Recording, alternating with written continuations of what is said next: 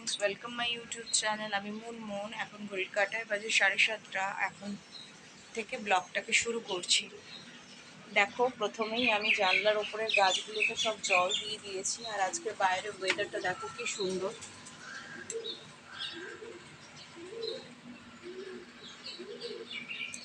আর এদিকে এখন আমি বিছানা গোছাচ্ছি।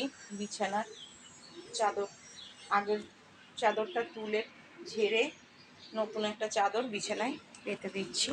দেখতে থাকো।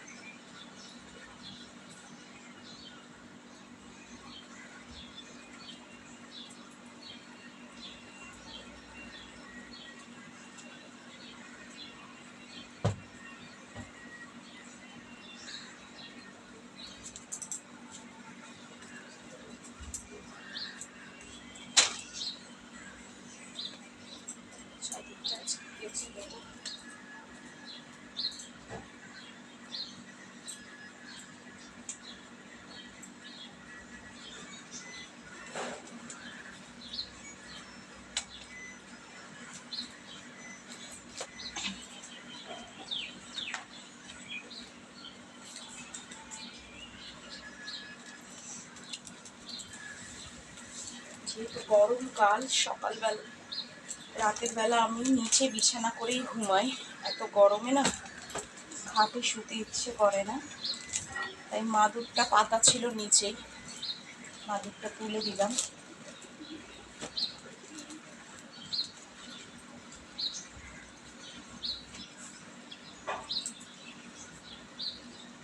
এখন দেখো বিছানার ফাইনাল লুকটা।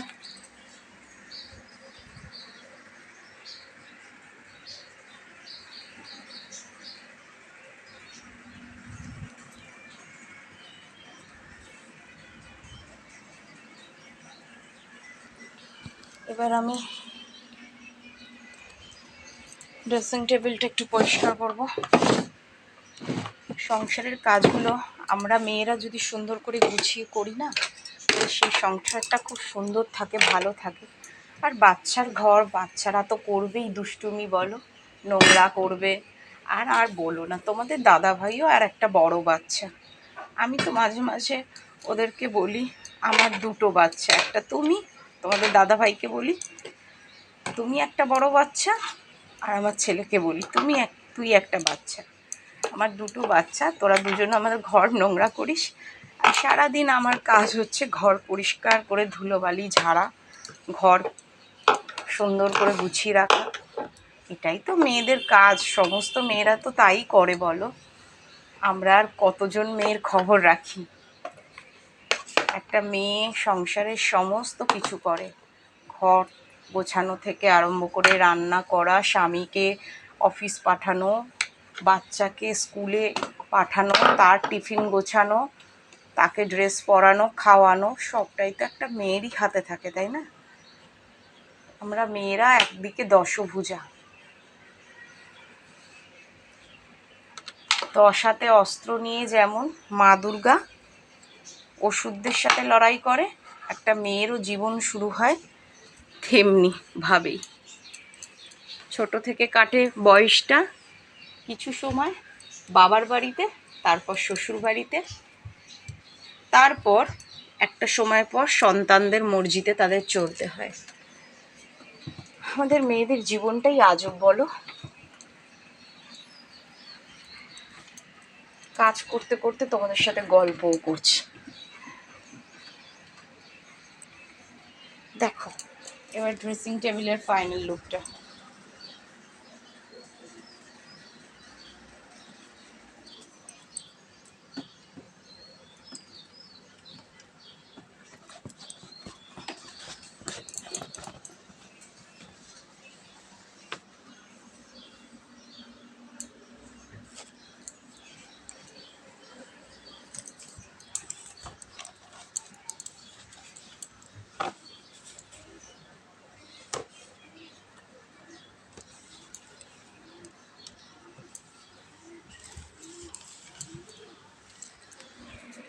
দেখো আমার আলনা, ড্রেসিং টেবিল, খাট সবই গোছানো হয়ে গেছে। আলমারিটা একটু মোছা বাকি আছে, আলমারিটাও মুছে দিলাম।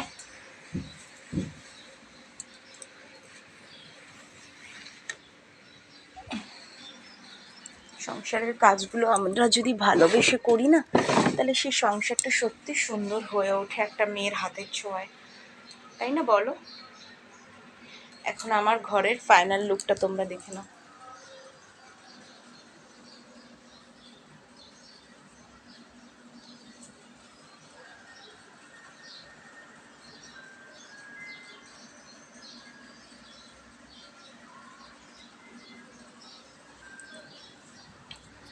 আর এখন এসছি রান্নাঘরে। রান্নাঘরে আজকের কি রান্না করবো বলো তো?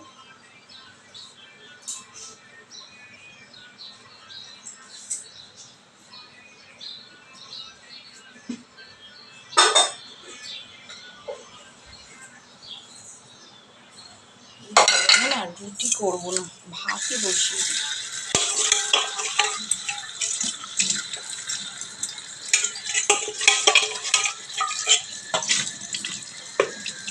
আজকে আবার শেফালি দিয়ে আসবে না, ফোন করেছিল সকালবেলা। সমস্ত কাজ আমাকেই করতে হবে।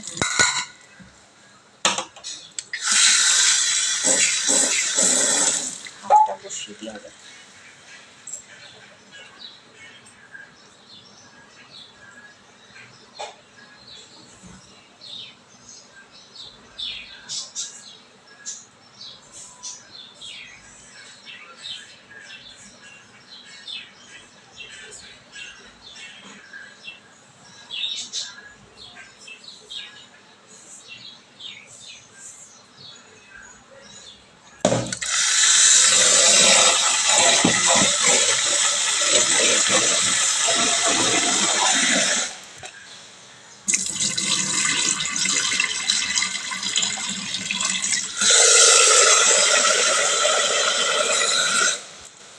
চালটা দিচ্ছি, এবার ভাত বসাবো।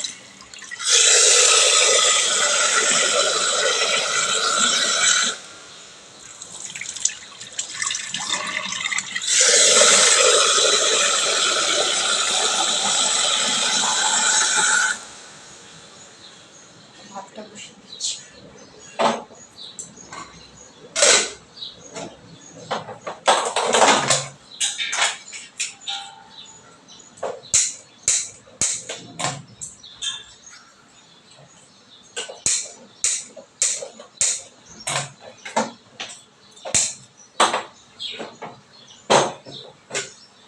ভাত বসিয়ে ফেলেছি, এবার অন্য কাজগুলো সারব।